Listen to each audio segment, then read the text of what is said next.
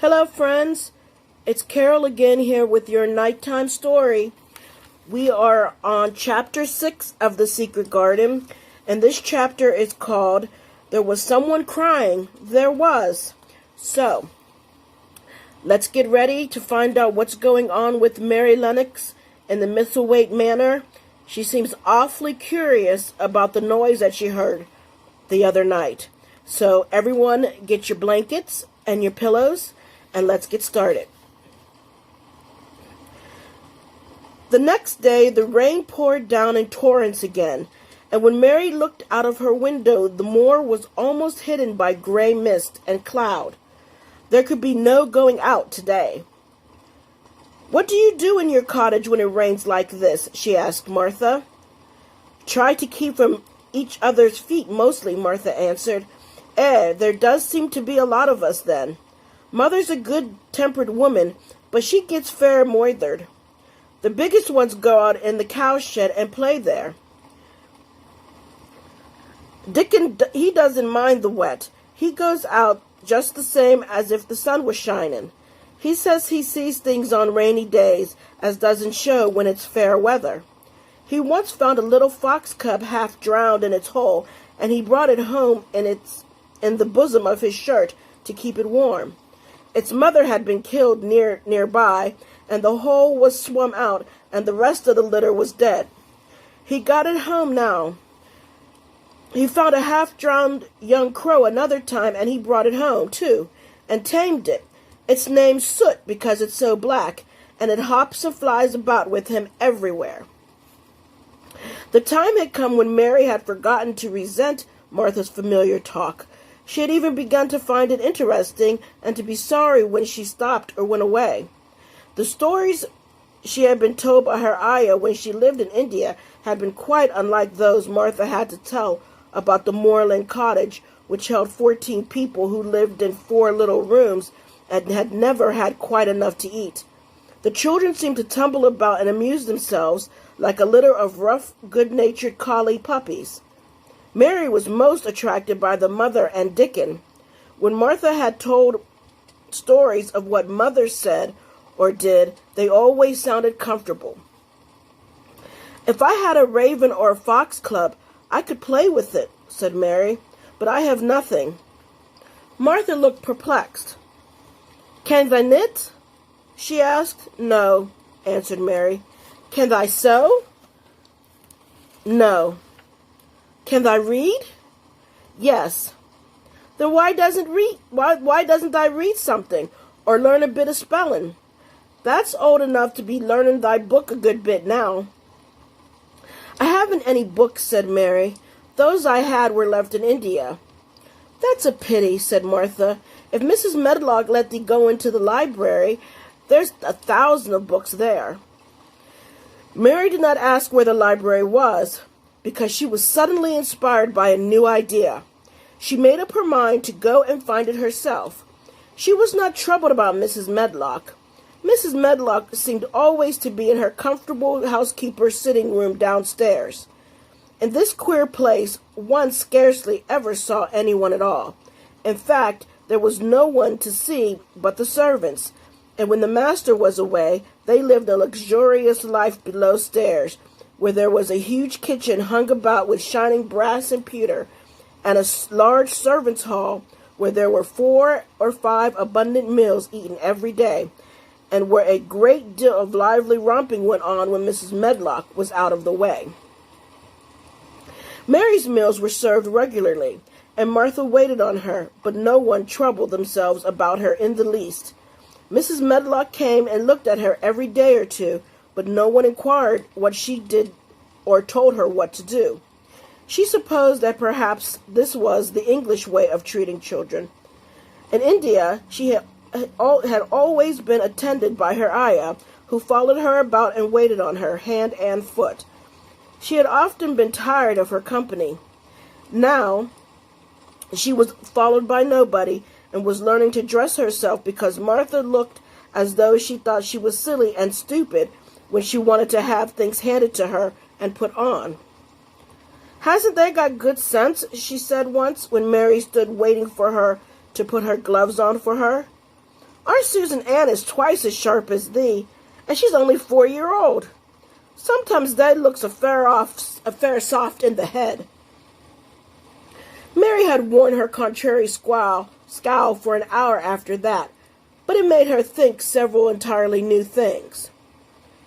She stood at the window for about 10 minutes this morning after Martha had swept up the hearth for the last time and gone downstairs. She was thinking over the new idea which had come to her when she heard of the library. She did not care very much about the library itself, because she had read very few books, but to hear of it brought back to her mind the 100 rooms with closed doors. She wondered if they were all really locked, and what she would find if she could get into any of them. Were there 100 really? Why shouldn't she go and see how many doors she could count? It would be something to do on this morning when she could not go out. She had never been taught to ask permission to do things, and she knew nothing at all about authority, so she would not have thought it necessary to ask Mrs. Medlock if she might walk about the house, even if she had seen her. She opened the door of the room and went into the corridor, and then she began to her wanderings.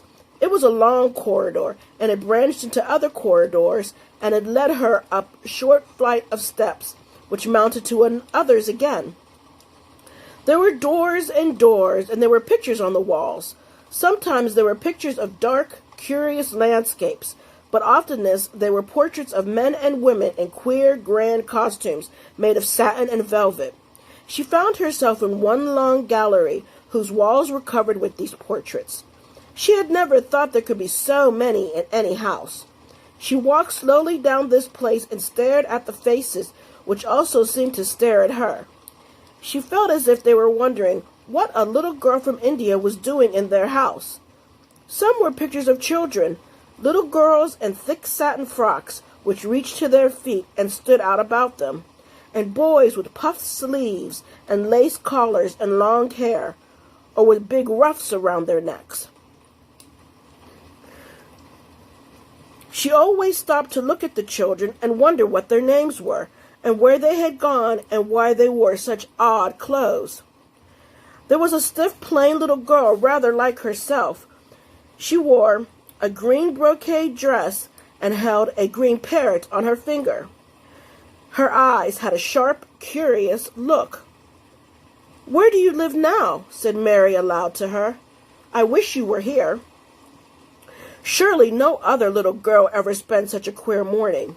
It seemed as if there was no one in all the huge, rambling house but her own small self, wandering about upstairs and down, through narrow passages and wide ones, where it seemed to her that no one but herself had ever walked. Since so many rooms had been built, people must have lived in them, but it all seemed so empty that she could not quite believe it was true. It was not until she climbed to the second floor that she thought of turning the handle of a door. All the doors were shut, as Mrs. Medlock had said they were, but at last she put her hand on the handle of one of them, and it turned. She was almost frightened for a moment when she felt that it turned without difficulty, and that when she pushed upon the door itself, it slowly and heavily opened. It was a massive door, and opened into a big bedroom. There were embroidered hangings on the wall, and inlaid furniture, such as she had seen in India, stood about the room. A broad window with leaded panes looked out upon the moor, and over the mantel was another portrait of the stiff, plain little girl, who seemed to stare at her more curiously than ever. "Perhaps she slept here once," said Mary. "She stares at me so that she makes me feel queer." After that she opened more doors and more. She saw so many rooms that she became quite tired, and began to think that there must be 100, though she had not counted them. In all of them there were old pictures or old tapestries with strange scenes worked on them. There were curious pieces of furniture and curious ornaments in nearly all of them. In one room, which looked like a lady's sitting room, the hangings were all embroidered velvet, and in a cabinet were about 100 little elephants made of ivory. They were of different sizes, and some had their manhoods and palanquins on their backs. Some were much bigger than the others, and some were so tiny that they seemed only babies.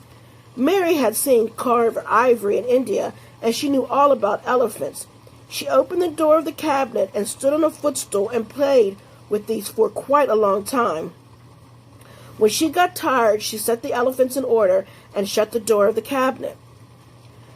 In all her wanderings through the long corridors and the empty rooms, she had seen nothing alive, but in this room she saw something.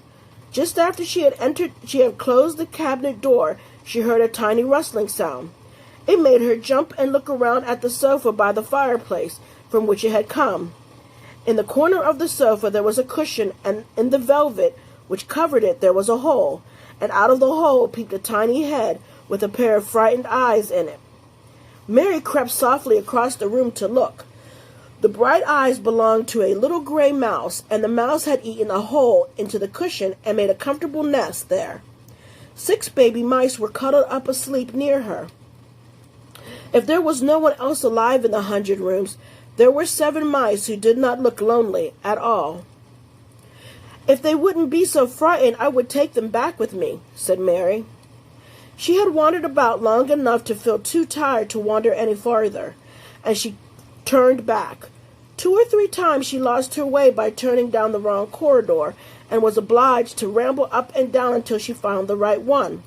But at last she reached her own floor again, though she was some distance from her own room and did not know exactly where she was.